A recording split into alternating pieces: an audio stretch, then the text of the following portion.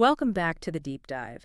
Today, we are immersing ourselves in a really rich source. It's a philosophical manuscript called The Unfinished River. It is. It reads almost like an epic poem. It's Right. full of these spiritual journeys and mystical villages. And it really bridges this intensely personal quest for atonement with the brutal realities of structural politics. That's why a listener sent it in. That tension is exactly what makes it so powerful. Yeah. It follows this narrator who thinks his path to enlightenment is all about, solitary seeking and giving back his grief. But the real insight isn't found on the other side of some mystical river. No, not at all. The real work, the true challenge, it happens when he comes home and gets completely dismantled by his wife's critique. So our mission today is to unpack that central metaphor of building a wall. We're going to trace how it shifts from this beautiful individual act of spiritual self-help, let's say. To a gritty, messy, and totally necessary act of collective resistance. And it forces us to ask a really tough question. What's the true cost of transformation? Can your own personal change ever really be separate from your role in the structures around you? Exactly. Can you ever be separate from your own complicity? Okay, so let's start at the beginning. Our narrator arrives at this river. He's looking for a crossing, looking for transformation. And he meets the ferryman, who just immediately flips his entire concept of time and progress on its head. Right. The ferryman tells him the river forgets its name because time isn't a straight road. It turns back on itself into eddies and whirlpools. I love that image. It's like, stop thinking out the destination. And the ferryman's reply is so sharp. He says, what you wish is to participate consciously in what you cannot avoid. Exactly. You're already in the river. The only choice you have is whether you pay attention. And the price of crossing, it's not money. No, it's a story. A true story that he's never told anyone. And this is where it gets so grounded. The story isn't some epic sin. He talks about killing a mynah bird in a fit of rage when he was 17. Yeah, he was this terrible, arrogant young poet demanding perfection. The bird's noise was interrupting his search for beauty, so he just silenced it. And that one act becomes the foundation for his entire life's debt. It totally shatters his artistic arrogance. The text says it taught him what words cost, and that beauty cannot be demanded into existence, only received as grace. So he didn't stop writing because he was bad at it. No, he stopped because he felt he owed this profound debt to the world that his ambition could never repay. This whole quest is born from that feeling of indebtedness. And what's he carrying on this journey? Just 3 stones from his father's courtyard? And the ferryman gives them names: memory, desire, and grief. He says this is the proper cargo for a crossing. And he contrasts it with what most people bring, fear. Yes, fear, he says, is weightless and therefore useless as ballast. Wait, I want to stick with that. Why is grief better cargo than fear? I mean, fear can be a powerful motivator, can it? It can, but fear is an abstraction of the future. Grief is concrete. It's the residue of a specific loss, a real connection to the past. These stones, they're heavy. They're real. So you can build with them. You can. You can't build a wall out of something weightless like fear. But grief can become structure. Which brings us to the Village of Stones. It's described as this incredible place, like a kaleidoscope of different stones, white marble next to black basalt. And its entire purpose is boiled down to one word: apology. What does that even mean? How does an entire community embody apology? Through their work, they are building one single, immense, spiraling wall. And what makes this wall sacred is that it's completely, fundamentally useless. Useless. How? It shelters no one. It defends nothing. It has no practical function at all. It just is. That seems so counterintuitive. How can a useless act be sacred? Well, this is where we meet the old woman, Chandrani. And she gives one of the text's big critiques of the modern world. She says, usefulness is the tyrant of our age. It's always demanding proof of worth, of outcome. The wall is sacred precisely because its value can't be measured or sold.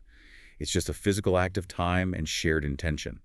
So when the narrator puts his 3 stones, memory, desire, and grief, into the wall, he's not just getting rid of them. He's transforming them. He's giving back the pattern of taking and holding. We see this so clearly in the story of Amal, the young man who killed someone in a rage. Right. When he places his stone, the wall absorbs his action.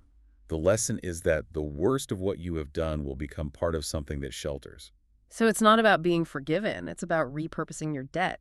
Your worst moment becomes structural support for everyone else. Exactly. It's transformation, not absolution. So the narrator leaves, but he's not, magically cured. He's given a gift, a clear stone with a core of darkness inside. The darkness is the reminder. The darkness is the necessary reminder that he still carries his own complicity, and the work of transformation is never, ever finished. And of course, the world hasn't changed just because he did. He gets home and it's back to normal life. Marriage proposals, household duties. He tries to write about the village, but it's just true but lifeless. His father gives him this great piece of advice. Write from the village, not about it. Release the outcome. And then comes the explosive pivot of the entire manuscript. He marries Aditi. A woman with this incredibly sharp intellect, whose own ambitions were completely stifled. She finds his manuscript pages, and she writes her own chapter. Chapter 14, her critique. And it just cuts through everything. I mean, he just had this profound spiritual experience. How does she undermine it so effectively? Because she sees the luxury in it, the privilege. She asks the most devastatingly simple question. Who gets the freedom and time to seek personal transformation? Who holds down the fort while you go find yourself? Exactly. She argues that his entire journey is built on his privileged male, educated from a certain class while she was forced into a marriage and denied the very education he took for granted. And this is her core argument, the line that just shifts the whole text. My husband thinks his transformation is personal. He does not see that transformation is always political. That's the heart of it. She identifies his massive blind spot, structure. Right. He can afford to go away and fix his internal world because the external world, the patriarchy, the class system, is set up to benefit him and constrain her. She forces him to see that his freedom to seek is directly tied to her being forced to stay. And she builds her own secret wall, made of the tension between who I might have been and who I am. So his atonement was this romantic, visible thing. But her resistance is practical. It's underground. Completely. She starts a secret school using what she calls knowledge as theft to teach forbidden subjects, philosophy, Sanskrit. And she organizes a secret seed exchange for drought-resistant seeds. Food sovereignty. Food sovereignty. Her actions force him out of his spiritual headspace and into concrete opposition. She draws this brutal line between guilt and accountability. What's the difference for her? Guilt is self-centered.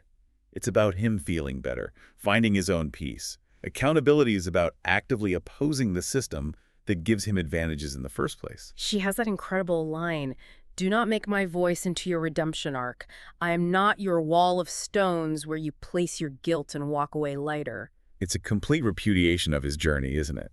She refuses to be the receptacle for his remorse.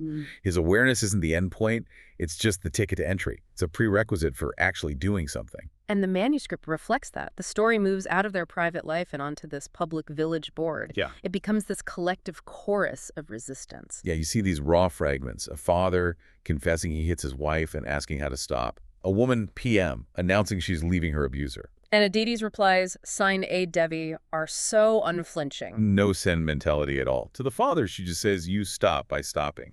She insists on immediate behavioral change. No excuses. And she redefines compassion. She says compassion for abusers is cruelty to the abused. Which is just a devastatingly clear framework. She forces the entire community to break those cycles. Of course, this kind of public organizing has consequences. The local magistrate threatens them with financial ruin, loss of land. And this is where the narrator's privilege finally becomes, well, useful. Aditi calls it a useful fiction. He has to step in and use his status as a man to be their shield. He takes the official heat while she runs the real decentralized work underground. And the persecution just makes the network stronger. They copy the fragments, they memorize the lessons, they establish this collective promise, no woman alone, no crisis unmet. So even if the physical board is destroyed, the pattern of resistance continues. The structure becomes internalized, it's indestructible. So we fast forward through the long work, these years of grinding, difficult effort, and Aditi is getting sick. But even from her deathbed, she teaches this final, crucial lesson. The work is generational. It needs them to be sustainable, not sacrificial. Rest is resistance. Joy is resistance. A radical redefinition of activism, right? Right. If the work burns you out, the system wins. Sustainability is the ultimate weapon. And the focus shifts from that original, clean, spiritual wall. Oh, completely. Now the new walls are being built from broken things. Waste, refuse, grief. It's their daughter, Malini, and the collective who are building them. The materials themselves are fragmented. Yes. The insight is that the point isn't to become whole. The point is to build something from our fragments that does not deny the fragmentation. And the work continues. through their daughter, Malini, who's a doctor integrating traditional and modern knowledge, and through the collected itself. Which finally evolves to include men, but only men who are willing to learn the humility of the margins and contribute without controlling.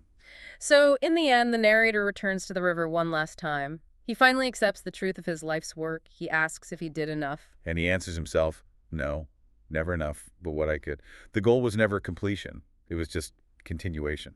And that really brings our whole deep dive full circle. The text doesn't give you some tidy final wisdom. No, it just gives you the recognition that the river is unfinished, the wall is unfinished, the work continues, always continues. So the key takeaway for us is that transformation isn't this clean, individual journey to some higher plane. It's messy, it's collective, it's structural, and it is always ongoing. And you have to work with the materials you have, including your own privilege, your own fragmentation, because being aware isn't absolution, it's just the starting line. The narrator finds the only immortality he wants is just to be useful to others. To be a stone in someone else's wall. To be a seed that grew into food that fed someone I will never meet. It's about anonymity and service. So here's the thought for you to take away. If real progress means accepting that our best efforts will never be enough, and that the work has to continue across generations, what specific, imperfect, and maybe unglamorous stone can you place in the wall today? What pattern will you change, knowing that the pattern persists longer than the material?